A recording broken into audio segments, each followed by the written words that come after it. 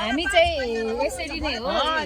पुग्ने ठाउँमा खाना पिना बस्ने कोठातिर पुग्नु पर्दैन यति दुखाइलो हामीबाट भइहाल्छ पाहुना चाहिँ पानी आउँछ अट्टरी यहाँ दिदी बहिनीहरुको धेरै गन्धन मन्दन भयो बाबाजु ए सुगन्ध पियोको बाहिर नै छ त यो चाहिँ बिहे खान निस्केको ग्याङ टोलीहरू यस्तो एक बिसाउनीमा झरिरहेको छौँ यो चाहिँ पक्कै पहाड हिँडेको हामी छोरीहरूले नकाट्नु भन्छ त छामा ठुलो मम्मी दिदीहरू है हाम्रो बिजोक छ यहाँ यो चाहिँ बेहुलाको घर हो अनि यो बिहे खान आउने भेला हुने सबैजना दाजुभाइ दिदीबहिनीहरू यो कटमा हुँदैछ हाम्रो भेला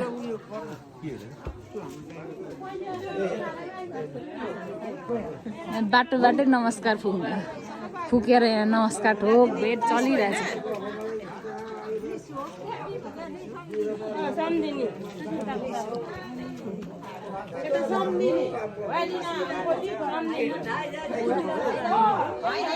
मेरो मावलीको खानकी चाहिँ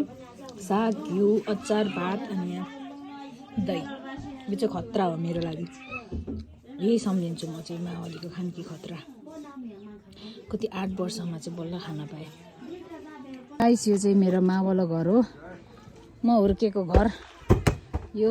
मेरो मम्मीहरूले बनाउनु भएको उहिलेको घर यहाँ चाहिँ मेरो भाइहरू खेल्दो रहेछ म चाहिँ 8 वर्षमा मावली घर आउँदैछु दिने कता हुनुहुन्छ ओहो यिनीहरू त मजाले खेल्दो रहेछ त खै खोइ दिने उहाँ त ल ए यहाँ त गरिरहेको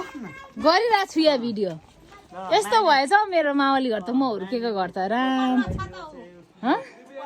पल्लो घर त यस्तो बनाउनु भएछ नि त कति राम्रो भएछ यो चाहिँ अलिक राम्रो बनाउनु पर्दैन थियो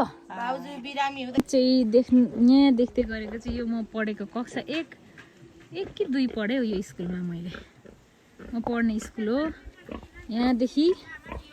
3-4 काल्ला माथि ठ्याक्क यहाँ चाहिँ मेरो मावली घर पर्छ पुरानो यस मेरो मावली घर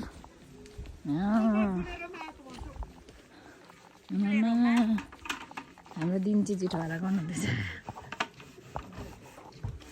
यही घर हो धेरै हामी चाहिँ खेलेको यहाँ वरिपरि अझ यहाँ कति राम्रो फुलबारी थियो अहिले चाहिँ यस्तो रहेछ है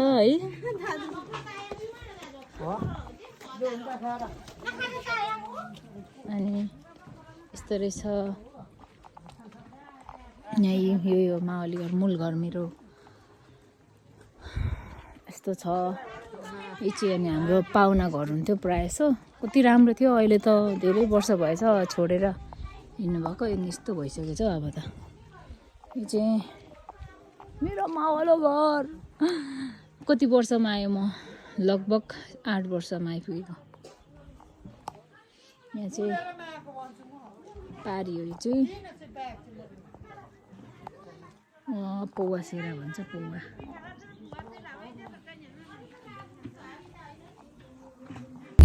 यो चाहिँ बिहे खान आउने जानेदेखि सबैको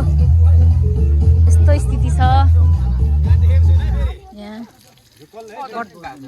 कट सुँगुर सुँगुर काट्नु